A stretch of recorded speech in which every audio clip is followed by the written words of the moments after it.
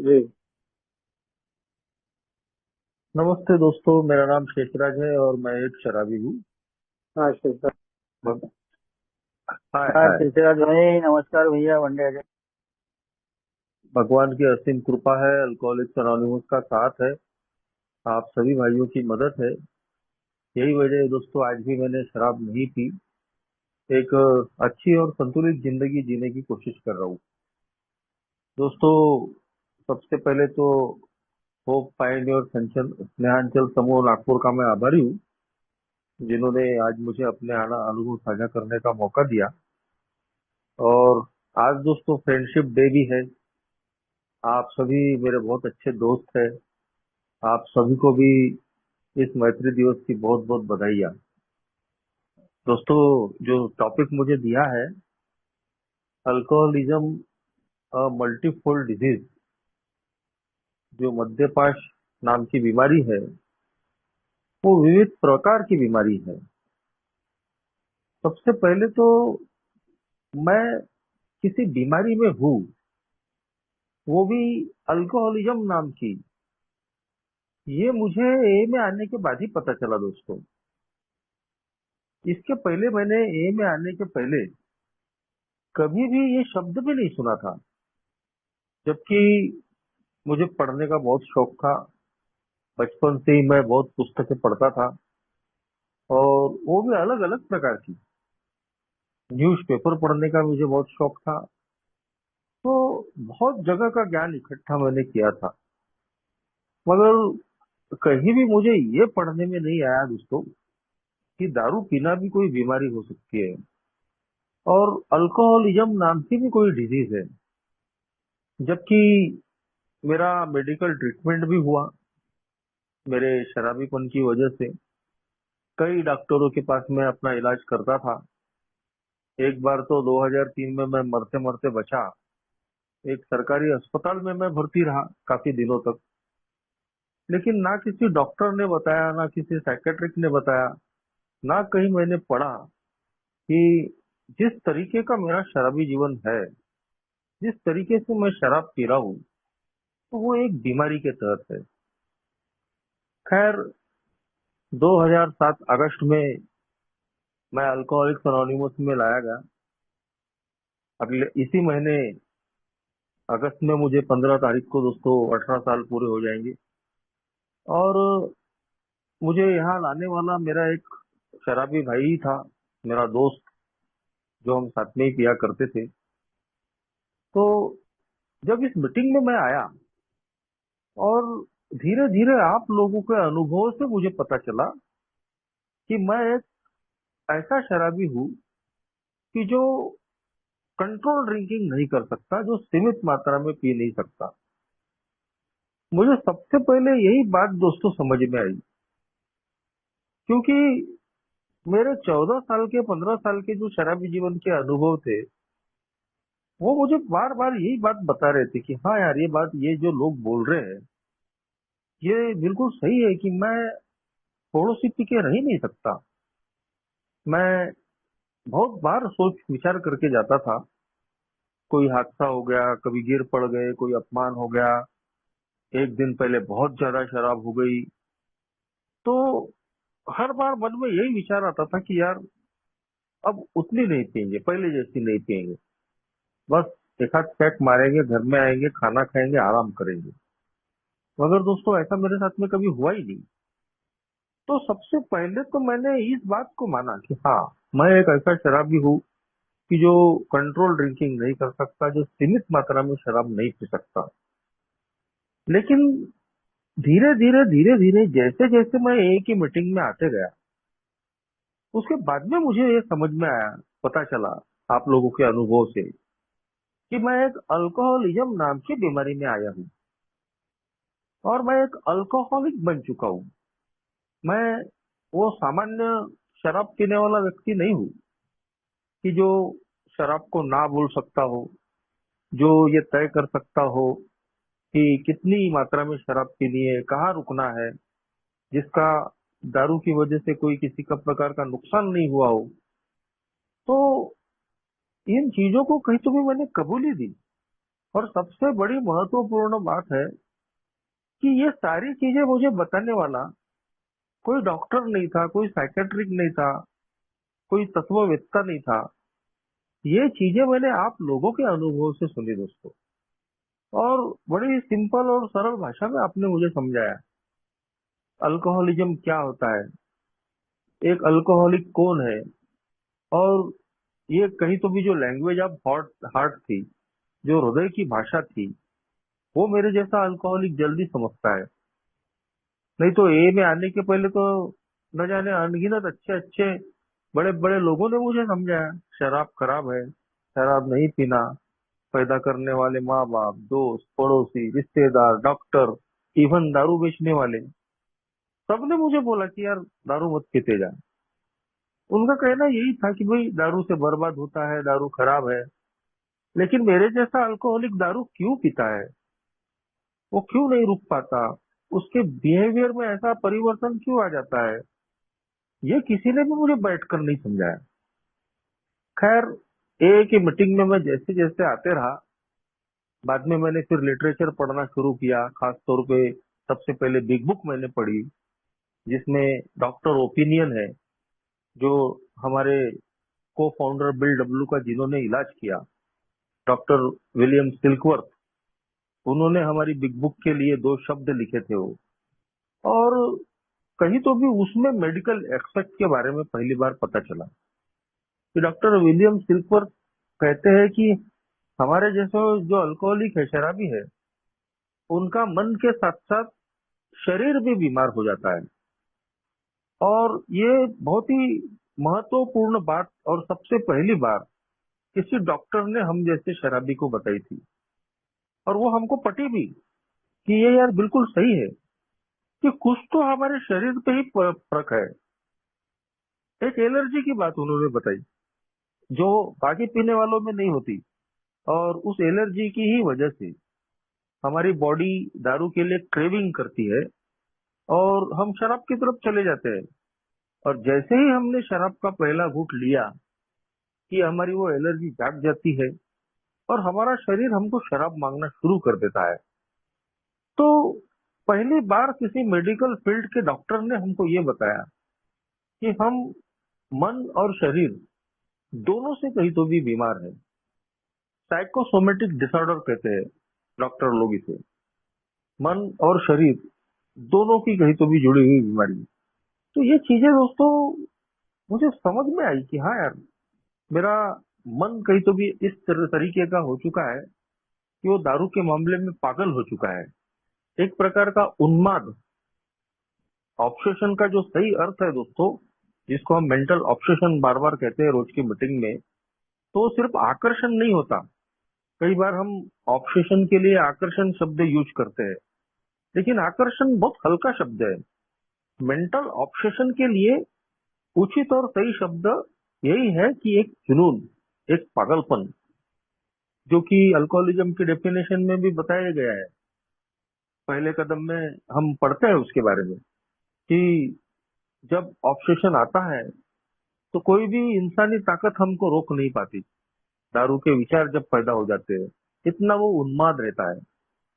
तो ये चीजें मैंने मानी कि हाँ यार, मैं दारू के मामले में उन्मादी हो चुका हूँ, पागल हो चुका हूँ, ऑब्सेस्ड हो चुका हूँ। और उसी तरीके से मेरा शरीर भी बीमार हो चुका है, मेरे शरीर में वो एलर्जी पैदा हो चुकी है। और इसी चीज की वजह से कहा जाता है कि once an alcoholic always an alcoholic. एक बार शरीर बदल गया कि अब वो वापस दोबारा पहले जैसा होने वाला नहीं है। मैं अब कितने भी साल से शराब से दूर रहूंगा, लेकिन मेरी एलर्जी जाने वाली नहीं है। अभी जैसा मैंने बताया कि इसी महीने मुझे 18 साल पूरे हो जाएंगे। 18 साल से मैंने शराब का पहला घूंट नहीं लिया, मगर क्या मेरी बीमारी ठीक हो गई? बिल्कुल नहीं। मैं once an alcoholic always an alcoholic हूँ। 18 साल के बाद में अभी अगर मैंने एक्सपेरिमेंट किया, अभी प्रयोग किया कि 18 साल से दारू नहीं पिया, तो अभी मैं एक पैक लेकर देखता हूँ, सेलिब्रेट करता हूँ, तो ऐसा कुछ होने वाला नहीं है। ये आज मैं जानता हूँ दोस्तों, ये मेरी वास्तविकता है जिसको रोज मुझे कहीं तो भी स्वीकार करनी पड़ती है कि मैं शराब के मामले में मेरे हाथ पांव कट चुके हैं।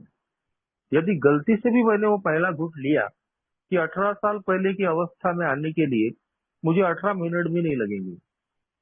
तो ये चीजें कहीं तो भी ए में आने के बाद में मुझे पता चली दोस्तों। मगर अल्कोहलिक्स एनोनिमस में आने के बाद में भी मेरे जैसा शराबी ये सब कुछ जानने के बाद में भी फिर दोबारा शराब की तरफ से क्यों जाता है? कई बार हम देखते हैं कि ए में आने के बाद में भी जो लोग हैं, कुछ दिन के बाद, कुछ हफ्तों के बाद, कुछ महीनों के बाद, और कुछ लोग तो कुछ सालों और कई सालों के बाद शराब की तरफ में चले जाते हैं। बस इसी चीज का सॉल्यूशन अल्कोहलिक्स एनोनिमस हमको देती है दोस्तों। बिग बुक चैप्टर 5 में साफ तौर पे लिखा है कि हम एक स्पिरिचुअल मैलेडी से ग्रसित लोग हैं। यानी कि हम आध्यात्मिक बीमारी से ग्रसित लोग हैं। मेडिकल साइंस ने तो हमको बताया कि हम मन और शरीर से बीमार हैं, मगर अल्कोहलिक्स एनोनिमस में आने के बाद या यहाँ आने के पहले भी कई बार हमारी शराब बंद हो जाती थी अलग अलग कारणों से, लेकिन फिर उसके बाद में कुछ अंतराल के बाद में फिर शुरू हो जाती है। और यही वो मेन पॉइंट है कि मेरे जैसा एक शराबी पहले तो अल्कोहलिक बनता क्यों है, और फिर दूसरा है कि शराब बंद हो जाने के बाद में भी फिर शुरू क्यों हो जाती है। और यहाँ से वो दोस्तों आध्यात्मिकता का जो नियम है वो कहीं तो भी शुरू होता है।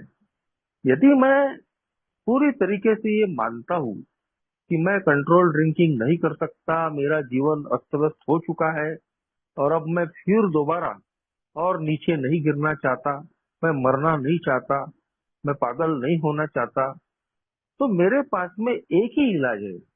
अब वो इलाज मेडिकल साइंस के पास या मनोचिकित्सा शास्त्र के पास नहीं है। अब मेरे पास में एक ही इलाज है कि ये स्पिरिचुअल टूल्स, आध्यात्मिक तत्वों को अपनी जिंदगी में उतारना, जिसका पहला ही तत्व बताया गया दोस्तों कि सरेंडर, हार मानना, अपने अहंकार को कहीं तो भी बाजू में रखना। वहीं से दोस्तों मेरी आध्यात्मिक बीमारी का इलाज शुरू होता है। तो ए में आने के बाद में ये सबसे खास बात पता चली कि मैं बीमार तो हूँ, मैं अल्कोहलिक तो हूँ, लेकिन मन और शरीर के साथ मुझे आत्मा की भी बीमारी है। मेरी जो स्पिरिट है वो कहीं तो भी आ, ये ये हो चुकी है, विकृत हो चुकी है। और शायद यही वजह थी कि मैं 2003 में मरते मरते बचने के बाद बिल्कुल लगभग मैं मौत के करीब चले गया था, हड्डियों का मैं ढांचा बन गया था। उसके बावजूद 11 महीने की लंबी बीमारी से उठने के बाद मैंने फिर शराब पी, जबकि मुझे अच्छी खासी 11 महीने की शराब की दूरी मिल चुकी थी। मैंने अपनी मौत को मेरे सामने में देखा था। मेरी शादी नहीं हुई थी, मेरा काम धंधा खराब हो चुका था, लोगों ने मेरा बहिष्कार कर दिए थे, मगर इतना सब कुछ होने के बावजूद मैं फिर दोबारा शराब की तरफ गया। तो जो बिग बुक चैप्टर 5 में लिखा है कि शराब सिर्फ एक लक्षण है, मेरी जो असल बीमारी है वो है मेरी स्पिरिचुअल मैलेडी, आध्यात्मिक बीमारी। और जब तक मेरे जैसा शराबी अपनी आध्यात्मिक बीमारी पे काम नहीं करेगा, कहीं तो भी वो फिजिकली और मेंटली फिट नहीं हो पाएगा। उसी में साफ तौर पे लिखा है कि जब हम स्पिरिचुअली वेल होते चले जाते हैं, हमारी आध्यात्मिक बीमारी का इलाज होते चले जाता है, तो धीरे धीरे हम मानसिक और शारीरिक रूप से ठीक होते चले जाते हैं। तो कहीं तो भी इस बीमारी के बारे में ये जो महत्वपूर्ण बात मुझे पता चली कि ये जो अल्कोहलिज्म नाम की जो बीमारी है, मेरे मन, शरीर और मेरी आत्मा के साथ कई प्रकार की कई प्रकार के स्तर पे इसने मुझे कहीं तो भी घेर कर रखा है। मेरे मन को, मेरे शरीर को, मेरी आत्मा को, मेरी भावनाओं को।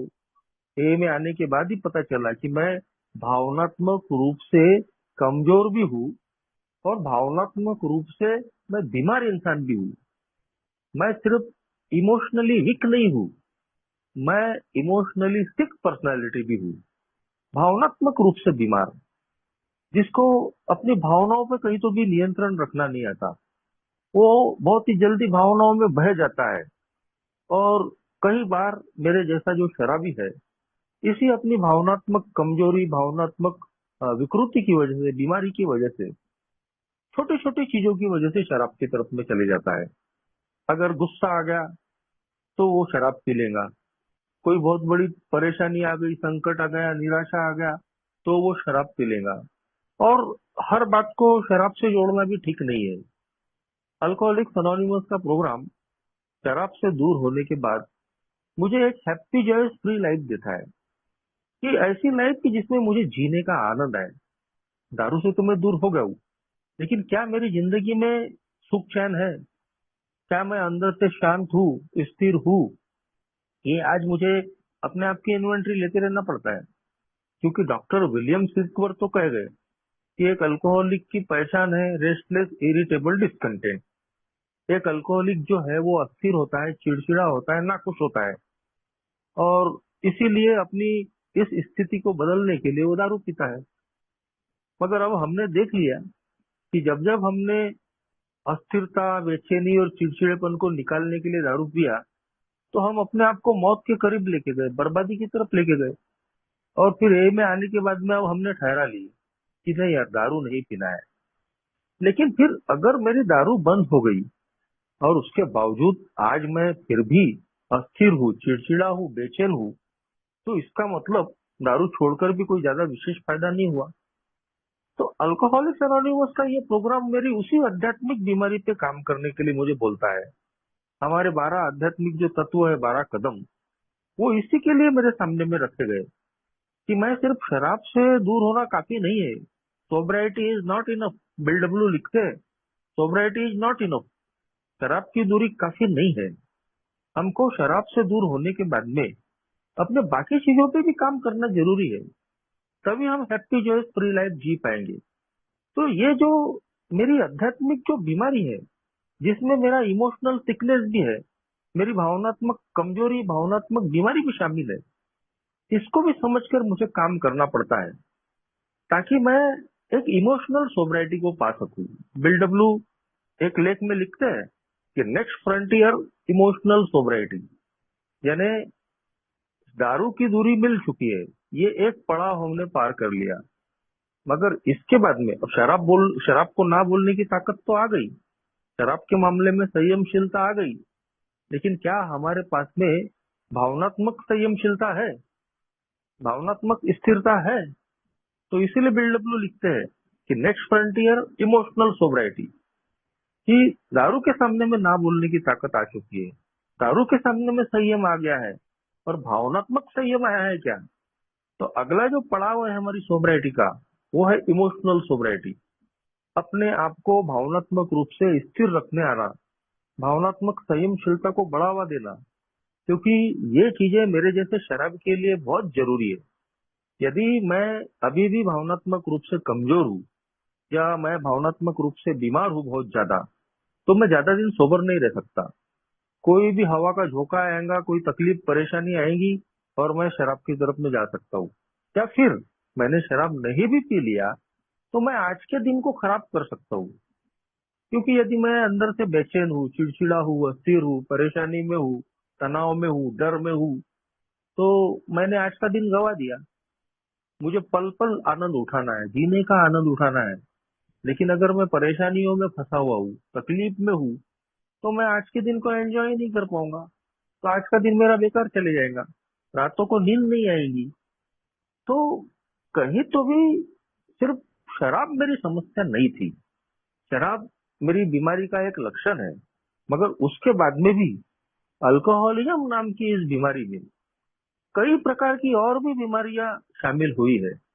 और उन सब चीजों को समझकर, इस मल्टीफोल्ड बीमारी को समझकर कि इसने कहाँ कहाँ मुझे घेर कर रखा है, उन सब को जानने के बाद में उन सब पे काम करना भी बहुत जरूरी है।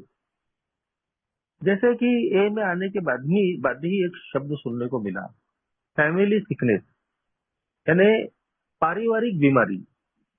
बहुत अच्छे तरीके से बिग बुक में भी लिखा है दोस्तों, कि मेरे जैसा जो शराबी है, वो एक ऐसे टोर्नेडो, यानी एक ऐसे तूफान की तरह होता है, कि जो अपने रास्ते से गुजरता है, लेकिन बाकी लोगों की जिंदगियों को तहस नहस करके चला जाता है।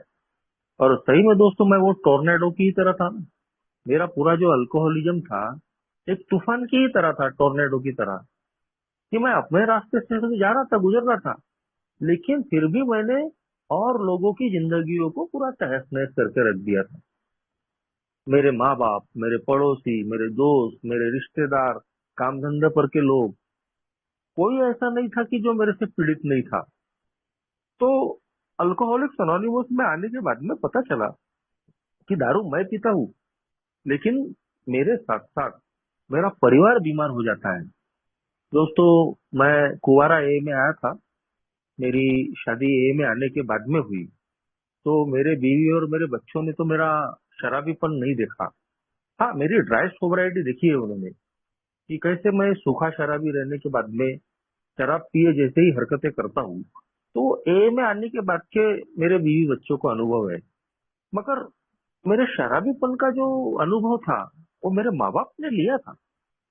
मेरी जो माँ थी, उसने मेरे पिताजी का भी शराबीपन देखा था। और कहीं तो भी सारे घर की जिम्मेदारी उसको उठानी पड़ती थी।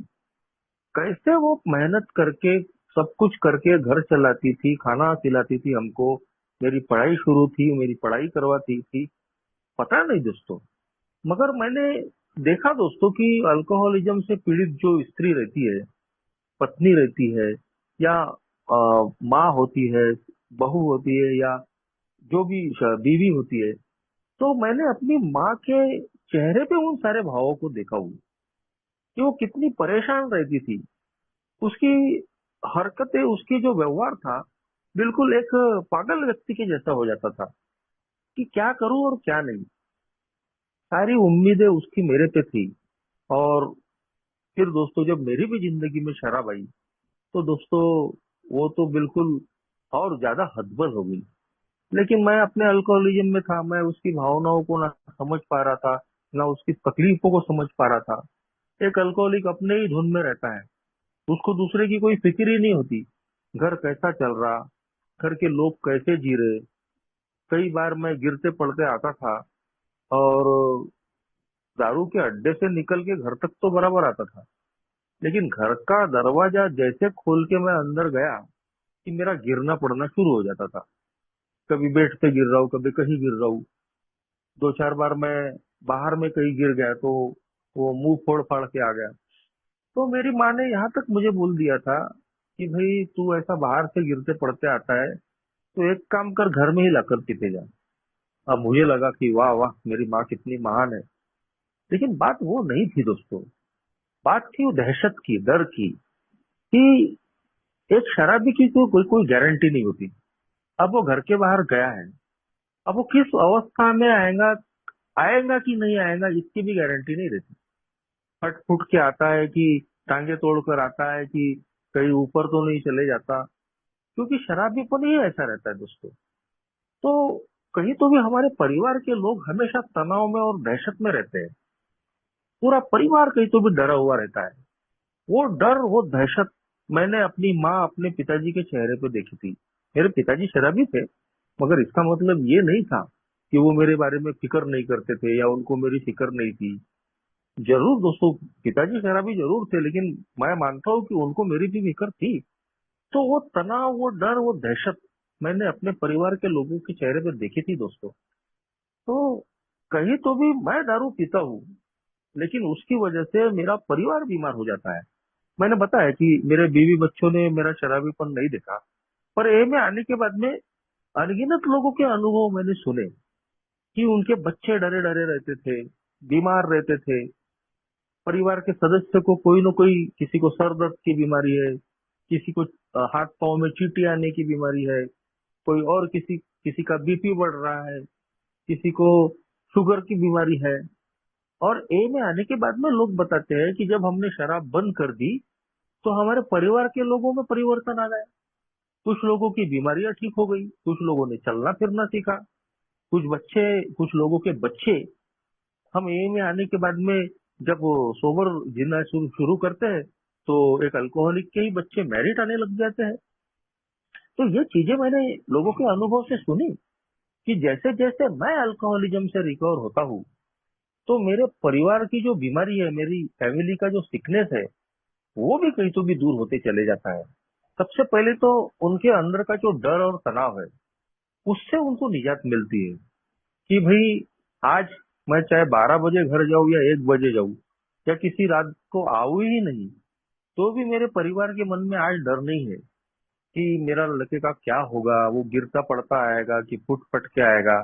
क्योंकि आज उनको ये विश्वास है कि मेरा बेटा कहाँ भी गया होगा, जहां से भी आएगा तो ठीक ठीक तरीके से आएगा। लेकिन पहले ऐसा नहीं था। पहले तो पूरा डरा डरा हुआ रहते थे लोग। तो ये बदलाव कहीं तो भी ए में आने के बाद में हमको समझ में आता है। इस बीमारी के बारे में एक और बहुत अच्छी बात मैंने सुनी थी दोस्तों, जो मुझे हमेशा याद रहती है और आज भी याद रखता हूं मैं, कि ये एक प्रोग्रेसिव डिजीज है। ये एक बढ़ते जाने वाली बीमारी है। कई बार ए में आने के बाद में हम तुलना करते रहते हैं लोगों से कि भाई मेरा तो ऐसा नहीं है, मेरा तो वैसा नहीं है।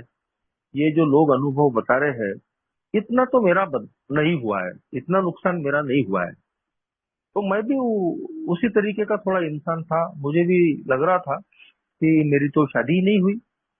यहाँ तो बोल रहे बीवी बच्चे छोड़ के चले गए, कोई बोल रहा है कि मैं गवर्नमेंट नौकरी पे था चले गई, मगर मेरी तो कोई गवर्नमेंट की नौकरी ही नहीं थी।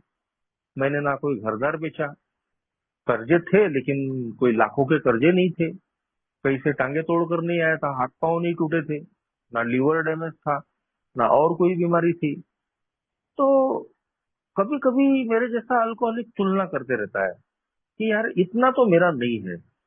मगर अल्कोहलिक्स एनोनिमस की ये जो मीटिंग है, ये हमको सिखा देती है। अल्कोहलिज्म के बारे में हमको जानकारी यही मिलती है। तो पता चलता है कि ये एक बढ़ते जाने वाली बीमारी है, प्रोग्रेसिव डिजीज। यदि मैं जहाँ हूँ वहां अगर आज मैं नहीं रुका, तो हो सकता है कि दूसरों की जिंदगियों में जो बर्बादियां हुई है वो देर सवेर मेरी जिंदगी में भी हो सकती है। और सही में दोस्तों, आज मैं अपने आप को बहुत भाग्यशाली मानता हूँ। अगर मैं अल्कोहलिक होता, अगर मैं ए में नहीं होता, तो मेरी तो शादी ही नहीं हुई रहती। और अगर शादी हुई भी रहती तो कौन सी बीवी मेरे जैसे 24 घंटे के बेवड़े के पास में रुकती।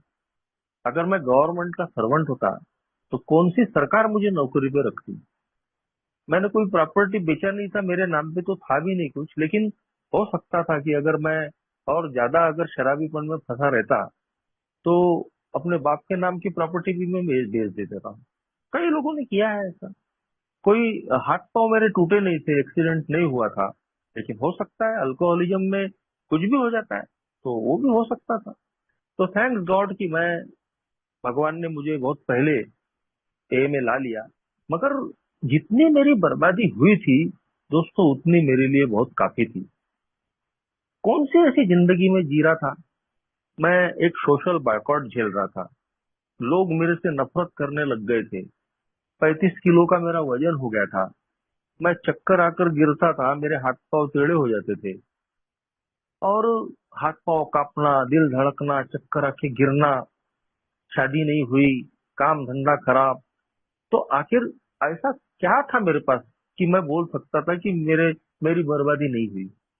जिस आदमी की अगर जान ही जा रही हो, तो और क्या बचना और ना बचना। तो अल्कोहलिक्स एनोनिमस में आने के बाद में जब मैंने ये पार्ट सुना कि ये एक प्रोग्रेसिव डिजीज है, ये बढ़ते जाने वाली बीमारी है।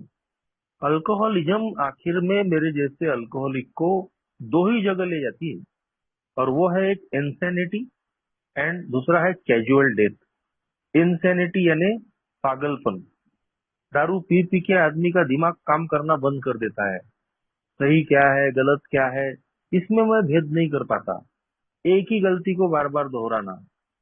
एक छोटा सा बच्चा होता है, अगर आग की लपट उसको अगर एक बार भी लग जाए, तो दूसरी दोबारा वो आग के पास जाता नहीं है।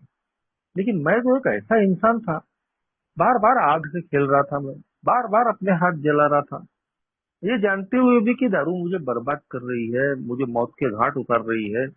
उसके बावजूद मैं वही गलती बार बार कर रहा था। और मेरे रियल पागलपन के तो कई कई अनुभव है दोस्तों, जो अब बताने का समय नहीं है। लेकिन जैसे जैसे हमारा मन खराब होते जाता है, मानसिकता खराब होती जाती है, हम सही मायने में मानसिक बीमार होते चले जाते हैं। कहीं तो भी तो हमारी सेकंड स्टेप पे ही लिखा है दोस्तों कि हम मानसिक रूप से भी बीमार लोग हैं। शराबीपन जब बहुत ज्यादा बढ़ जाता है तो हम मानसिक बीमारियों के शिकार हो जाते हैं। न्यूरोटिक्स बोला गया है हमको, न्यूरोटिक्स, पागल लोग। तो हेलुसिनेशन, भ्रम की बीमारी होना, ये मेरे जैसे कई शराबियों को अनुभव में आता होगा। मुझे तो आए हैं हेलुसिनेशन आखिरी के दिनों में, कि डरा डरा महसूस करना, कोई मारने आ रहा है। कर्जे में था मैं, बैच एक साहूकार से मैंने बैच ले लिए, बैच से पैसे लिया था, वो हमेशा मुझे दिखते रहता था। पंखे से आवाज आना, ऐसा लगता था कि गाना चल रहा है, और कोई दीवार सर पर गिर रही है। रास्ता क्रॉस करने में डर। रात को ऐसा लगता था कि आजू बाजू में ही कोई संगीत बज रहा है, और मैं वो कोई ऑर्केस्ट्रा या सुगम संगीत का प्रोग्राम है क्या, तो रात को निकल जाता था, तो दूर दूर तक मुझे वो कोई प्रोग्राम ही नहीं मिलता था। यानी भ्रम की बीमारी। कोई कोई मुझे मारने आ रहा है, कोई मुझे घूर रहा है, लोग बात कर रहे, हंस रहे, तो मेरे ही बारे में सोच रहे या बात कर रहे हैं। तो ये मानसिक बीमारी है। एक हाल ही में एक अल्कोहलिक को मीटिंग में लाया गया था। तो मीटिंग में बैठते बैठे बैठे भी वो बोलता था कि देखो बोले, ये मेरे हाथ पाँव पे बोले ये सब कीड़े चल रहे बोले, जबकि बिल्कुल नॉर्मल था वो। कम से कम हफ्ता भर वो मीटिंग में आया, लेकिन उसके बाद में वो नहीं आ पाया। तो बैठे बैठे ही वो बोलता, देखो बोले, देखो देखो बोले, हमको हाथ दिखाता था वो, देखिए बोले, ये कीड़े चल रहे बोले हाथ पर। ये बीमारी है दोस्तों, अल्कोहलिज्म नाम की, कि कहाँ कहाँ वार करती है। इसीलिए इसको बोला गया है कि ये मल्टीफोल्ड डिजीज है, यानी विविध प्रकार की बीमारी। अल्कोहलिज्म नाम की इस बीमारी में ही अनगिनत बीमारियां समाई हुई है। अल्कोहल से होने वाली बीमारियां वो अलग चीजें हैं दोस्तों, हम सब जानते हैं। हम डॉक्टरों को हमारे प्रोग्राम्स में बुलाते हैं, और डॉक्टर हमको बता देते हैं कि अल्कोहल से हमारे शरीर पे क्या क्या परिणाम होता है। कोई डॉक्टर बताएगा लीवर डैमेज होते हैं, कोई डॉक्टर बताएगा किडनी फेल होती है, नपुंसकता आती है, हम शरीर से कमजोर होते हैं, हेलुसिनेशन आता है, और न जाने क्या क्या, भूलने की बीमारी होती है। तो ये शराब की वजह से हमारे शरीर पे और मन पे होने वाले दुष्प्रभाव है। मगर अल्कोहलिज्म नाम की जो बीमारी है, इस बीमारी में ही कई प्रकार की बीमारियां शामिल है, जैसा मैंने अभी बताया। ये कहीं तो भी मुझे पागल बना देती है मेंटली। शरीर कहीं तो भी मेरा पूरा नेस्तनाबूद हो जाता है। आध्यात्मिक बीमारी, मेरे व्यक्तिमत्व को लगी हुई बीमारी, मेरे चरित्र के दोष जो इतने शक्तिशाली है कि जो मुझे कभी भी दोबारा शराब की तरफ में लेके जाते हैं।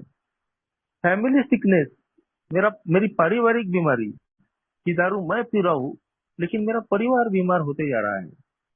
इनक्योरेबल डिजीज, यानी एक ऐसी बीमारी से ग्रसित इंसान हूं मैं कि जो कभी भी ठीक नहीं हो सकती। मुझे एक दिन के आधार पे ये जिंदगी मिली है, और एक दिन के आधार पे ही इस जिंदगी को जीना पड़ता है। अल्कोहलिज्म से जो मुझे मुक्ति मिली है, तो वो परमानेंटली नहीं मिली है दोस्तों। वो सिर्फ आज के दिन मुझे इस मौत की सजा से छूट मिली है, और मैं तभी आज के दिन दारू से दूर रह के एक अच्छी जिंदगी जी सकता हूँ, कि जब मैं अपनी जिंदगी को एक आध्यात्मिक रास्ते पे मोड़ता हूँ। मैं आध्यात्मिक तत्वों का अगर मैं पालन करता हूँ, क्योंकि ये बीमारी ही आध्यात्मिक बीमारी है। वरना जैसा कि किसी बीमारी के लिए हम डॉक्टर के पास जाते हैं, और उस बीमारी को ठीक होने के बाद में फिर हम दवाखाना नहीं जाते। लेकिन अल्कोहलिक्स एनोनिमस में तो हमारी शराब बंद होने के बाद में भी सालों साल हमको आना पड़ता है। चाहे वो 1 साल वाला हो, 2 साल वाला हो, 10 साल वाला हो, 50 साल वाला हो।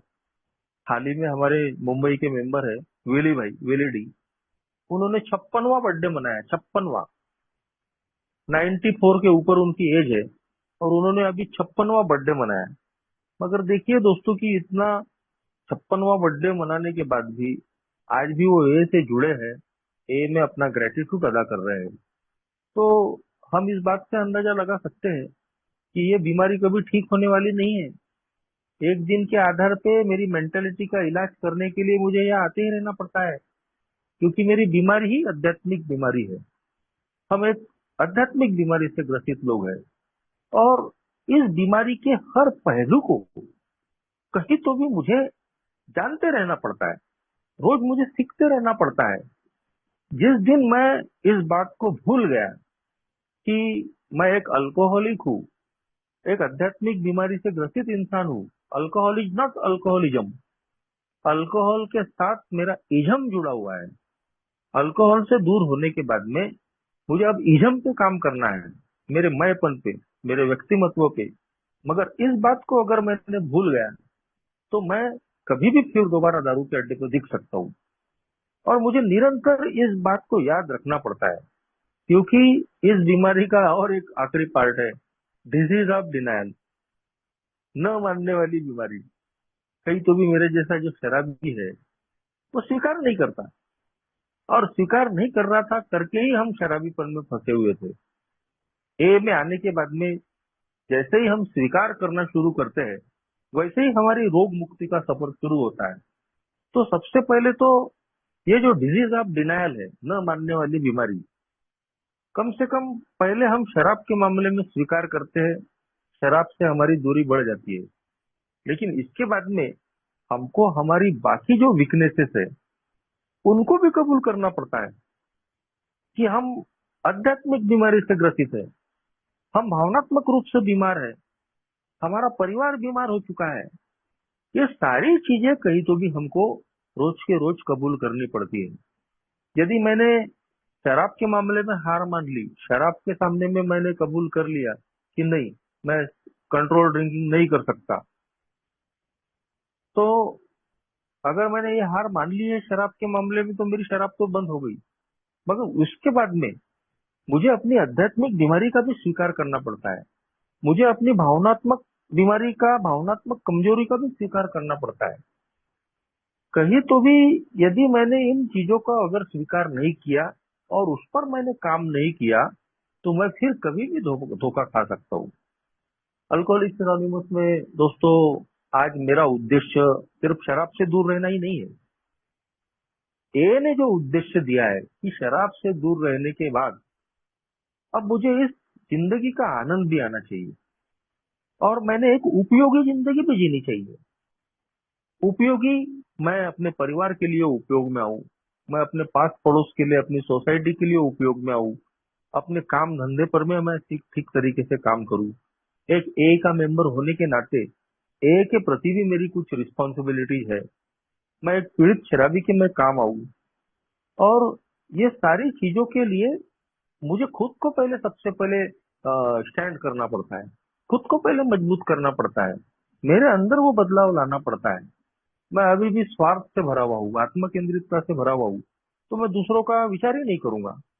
लेकिन जब हम आध्यात्मिक बीमारी पे काम करते हैं, हमारे दोष हमको पता चलते हैं, और एक एक दिन के आधार पे हम अपने स्वार्थ को कहीं तो भी कम करना शुरू करते हैं, हम लोगों के बारे में सोचना शुरू करते हैं, हमारी आध्यात्मिक जिंदगी का सफर दोस्तों बढ़ते रहता है, हम स्पिरिचुअली फिट होते रहते हैं। बोला गया है कि हम शराब से तभी दूर रह सकते हैं जब आज के दिन हम स्पिरिचुअली फिट रहेंगे, आध्यात्मिक रूप से तंदुरुस्त रहेंगे। और उसका इलाज एक ही है, ये 12 कदम, स्पॉन्सर की मदद, ए की मीटिंग, इन सारी चीजों से आज के दिन मैं इन 12 कदमों पे चल के अपने आप को आध्यात्मिक रूप से फिट रख सकता हूँ, तंदुरुस्त तंदुरुस्त रख सकता हूँ, ताकि मेरी जिंदगी में शराब ना आए। और ये चीजें सिखाती है मुझे कि आज के दिन मुझे एक उपयोगी जिंदगी जीना है। मैं अपने लिए तो जी लिया, वो स्वार्थी और बेईमानी और मक्कारी भरी जिंदगी मैंने जी ली, उसका मुझे कोई फायदा नहीं हुआ, लोगों से संबंध खराब हुए, मैं और गलतियों पे गलतियां करते गया, और आखिर में मैं अकेला गिर गया। मगर अब मुझे दूसरों के लिए जीना है, दूसरों के बारे में सोचना है। यही मेरी आध्यात्मिक रिकवरी है, यही मेरी आध्यात्मिक बीमारी से मेरी मुक्तता है। तो ए में आने के बाद में इस मल्टीफोल्ड डिजीज के बारे में दोस्तों मुझे जब जानकारी मिली, और स्पॉन्सर की मदद से, इन कदमों की मदद से मैंने उन पर काम करना शुरू किया, तो आज मैं देखता हूँ दोस्तों कि मेरे अंदर में बहुत कुछ बदलाव आया है। आज मैं अपनी बीमारी के बारे में जानता हूँ, और वो कितनी खतरनाक है, कितनी घातक है मेरे लिए। एक अच्छी खासी जिंदगी में जी रहा हूँ, कैसे पल भर में तबाह हो सकती है मेरे एक गलत निर्णय से, मेरे स्वार्थीपन से, आज मैं वो जानता हूँ। और ये हम सब लोगों को जानना जरूरी है दोस्तों, कि सिर्फ शराब हमारी समस्या नहीं है, और सिर्फ शराब बंद कर देने से हमारी बीमारी ठीक नहीं होती है। शराब बंद करना इस सफर की शुरुआत है, इस सफर का अंत नहीं है। क्योंकि शराब बंद कर देने से हमारे प्रॉब्लम अगर सॉल्व हो जाते, तो हमारे पहले आए हुए लोग आज भी निरंतर एए के मीटिंग्स में नहीं होते, आज भी इस एए के प्रोग्राम की बात नहीं करते। तो यही सारी चीजें आज मैं भी समझता हूँ, और एक दिन के आधार पे अपनी इस मल्टीफोल्ड बीमारी को समझ कर उस पर काम करने की कोशिश कर रहा हूँ। जो भी मेरे अनुभव थे मैंने रखा, आपने सुन लिया। धन्यवाद, थैंक यू।